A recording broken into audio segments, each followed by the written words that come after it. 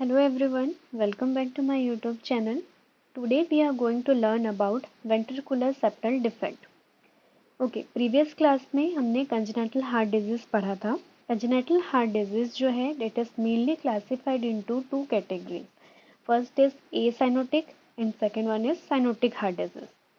उसमें हमने first acyanotic heart disease को start किया था. Acyanotic heart disease में mainly three conditions आते हैं. फर्स्ट है arterial septal defect, then ventricular septal defect, then third one is patent ductus arteriosus. So उसमें हमने फर्स्ट टॉपिक जो था आर्टेरियल सेप्टल डिफेक्ट उसका क्लास हमने ले लिया है. सेकेंड आज हम स्टार्ट करने जाएंगे that is ventricular septal defect. Okay, so जिन्होंने भी मेरा फर्स्ट क्लास अटेंड नहीं किया है उसका लिंक मैंने अपने डिस्क्रिप्शन बॉक्स में दे दिया है. आप सबसे पहले जाके पार्ट फर्स्ट जो चैप्टर है उसको आप देख लीजिए ताकि आगे के जो टॉपिक्स हैं वो आपको अच्छे से समझ में आएंगे. ठीक है, सो एक और छोटी सी रिक्वेस्ट है आपसे, वीडियो को स्टार्ट करने से पहले अगर आपको थोड़ी सी भी वीडियो अच्छी लग रही है, वीडियो पसंद आता है तो आप वीडियो को लाइक करना बिल्कुल भी ना भूलें. आपका एक छोटा सा लाइक हम जैसे बिगिनर्स के लिए मोटिवेशन रहता है कि हम आगे और अच्छे वीडियोस कैसे बना सकते हैं. तो वीडियो को ज़्यादा से ज़्यादा लाइक कीजिएगा, शेयर कीजिएगा और चैनल को सब्सक्राइब करना बिल्कुल भी ना भूलें. तो चलिए आज का क्लास हम स्टार्ट करते हैं, that is ventricular septal defect.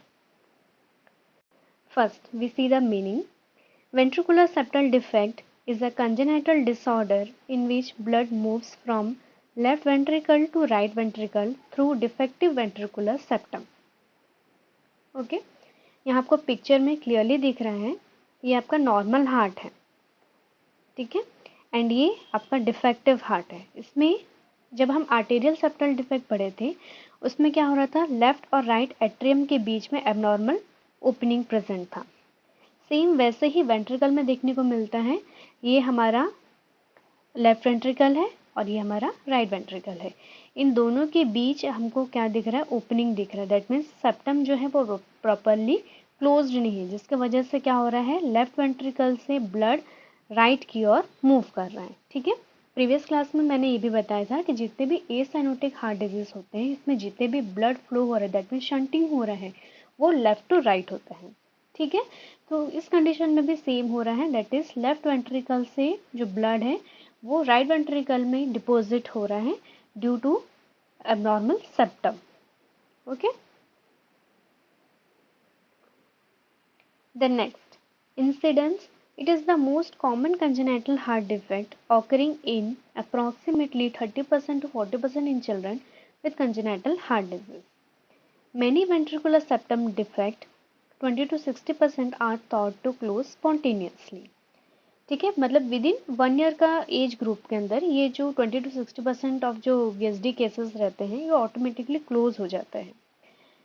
Spontaneous closure is most likely to occur during the first year of life in general having small and moderate defect. ठीक है, और ये डिपेंड करता है कि जो सेप्टम ओपनिंग रह गया है वो स्मॉल है या मॉडरेट है या लार्ज है. अगर स्मॉल रहता है तो with in first year of life में ये स्पॉन्टेनियस क्लोजर हो जाता है. The next classification of ventricular septal defect. First, it may be classified according to location. ठीक है, क्लासिफिकेशन इसमें दो तरीके का किया गया है. फर्स्ट है क्लासिफाइड अकॉर्डिंग टू लोकेशन और सेकंड होता है classification based on size. So first हम देखेंगे अकॉर्डिंग टू लोकेशन. इसमें फर्स्ट रहता है membranes ventricular septal defect. The defect is located high in the membranous portion of the ventricular septum with a variable extension to the adjoining muscular part of the septum. ठीक है, 90% of जो ventricular septal defect होते हैं that is membranous. Okay, and muscular में क्या रहता है, it is located in the muscular portion of the septum. ठीक है, membranous मतलब जो ventricular septal defect हो रहा है वो membranous portion में देखने को मिलता है और muscular मतलब that is muscular portion of the septum. And it has multiple apparent channel and it can be central, apical and marginal. ठीक है, मस्कुलर जो वेंट्रिकुलर सेप्टल डिफेक्ट होता है वो या तो सेंट्रल हो सकता है या अपाइकल या फिर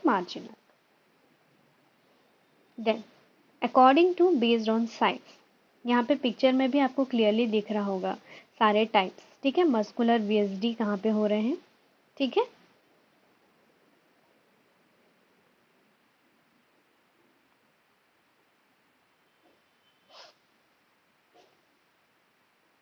ओके, तो यहाँ पे आपको टाइप्स अच्छे से दिख रहे होंगे कि ये आपका मस्कुलर वीएसडी एंटीरियर है, ये मिड मस्कुलर है, ये आपका पोस्टेरियर पार्ट पे दिख रहा है और ये अपाइकल पार्ट होता है, ठीक है।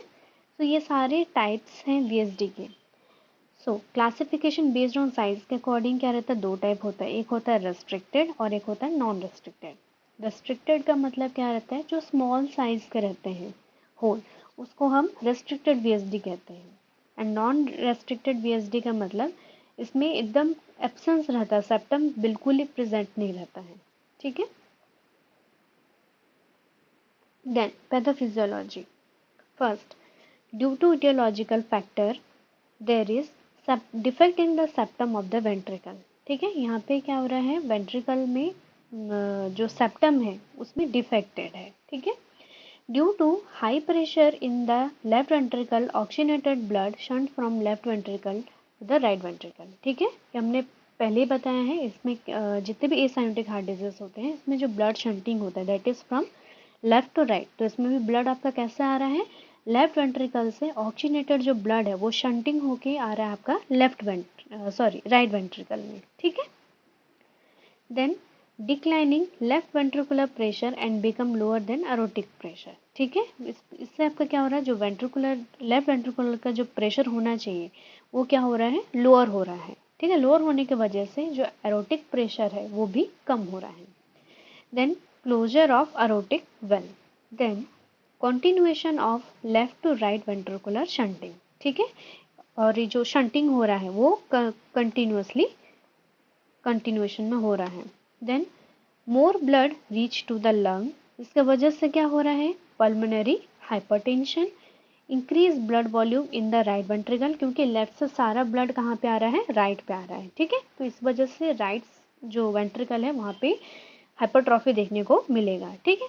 हाइपरट्रॉफी होने की वजह से वेंट्रिकुलर पोर्शन जो है वो एनलार्जमेंट देखने को मिलेगा और उस वजह से पेरिफेरल एडिमा देखने को मिलेगा, ठीक है। Then next, clinical manifestation. Only 15% of ventricular septal defect are large enough to cause symptoms, ठीक है। 50% ही ऐसे केसेस होते हैं जिसमें सिम्टम्स देखने को मिलता है।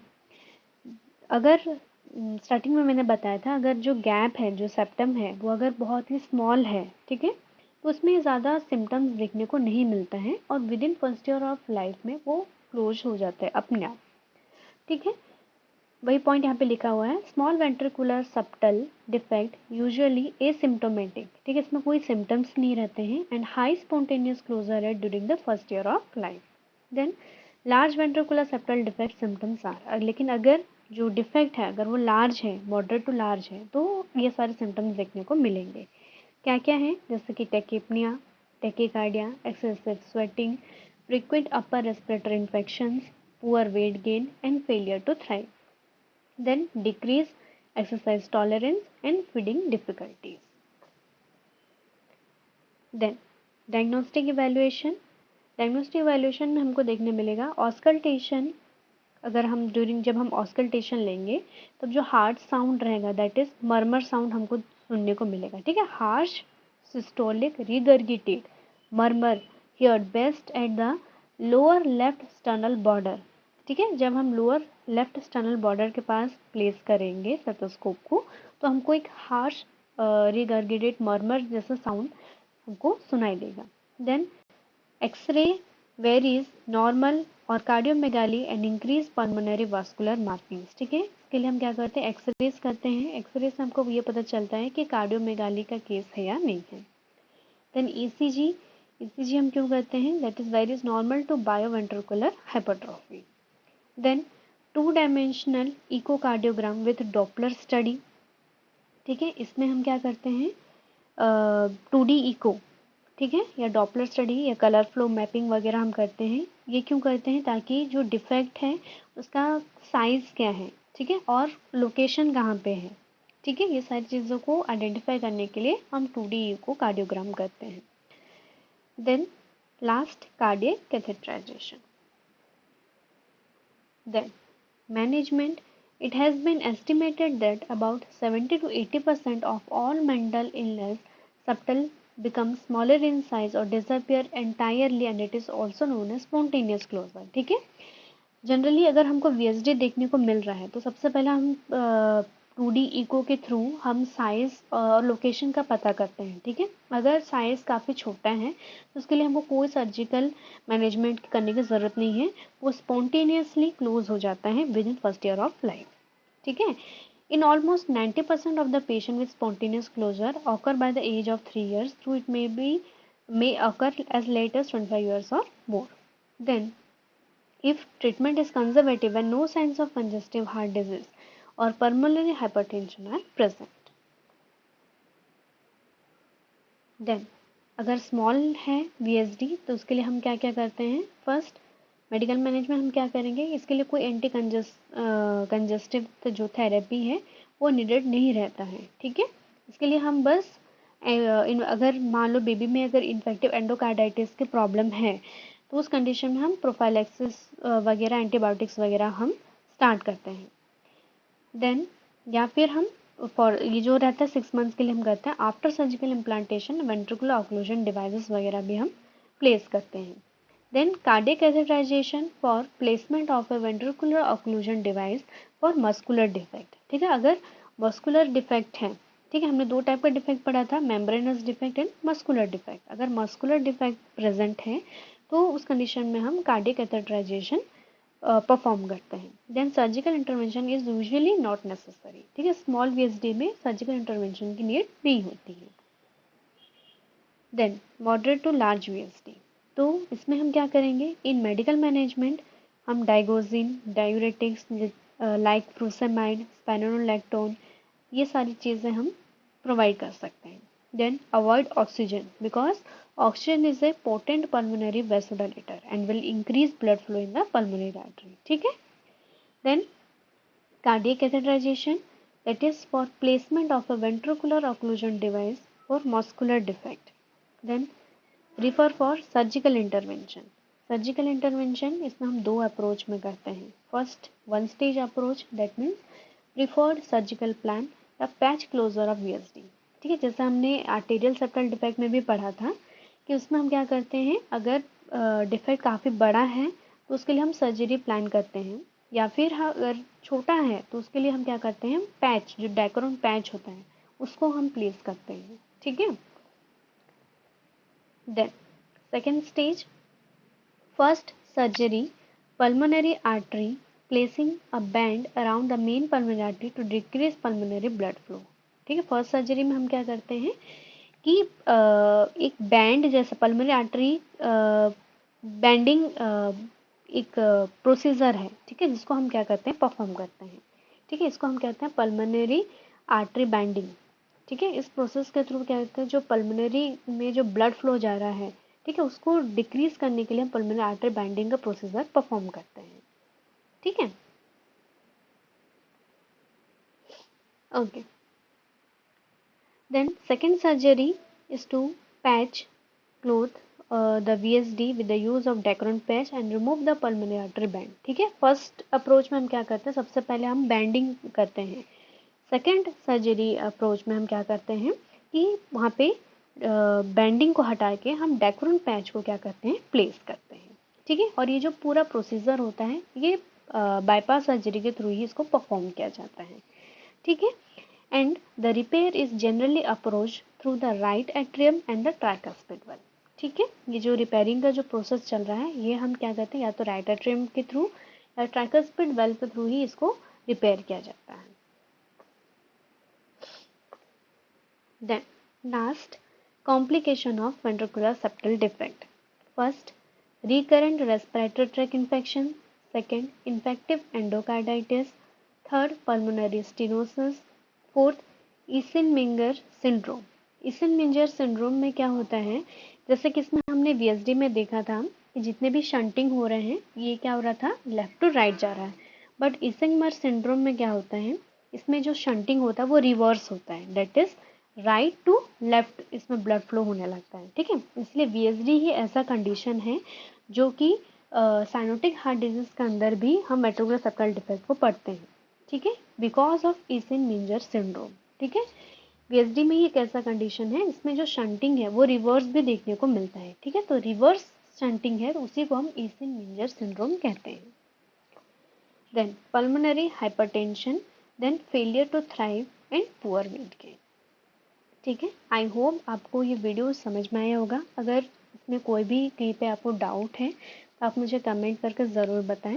वीडियो कैसा लगा ये भी आप हमें बताएं। वीडियो को ज़्यादा से ज़्यादा लाइक करें, शेयर करें और सब्सक्राइब करना बिल्कुल भी ना भूलें।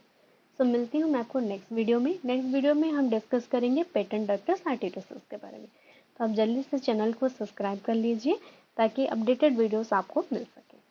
तो मिलती हूँ आपको नेक्स्ट वीडियो में। Till then, stay healthy, take care, and thanks for watching.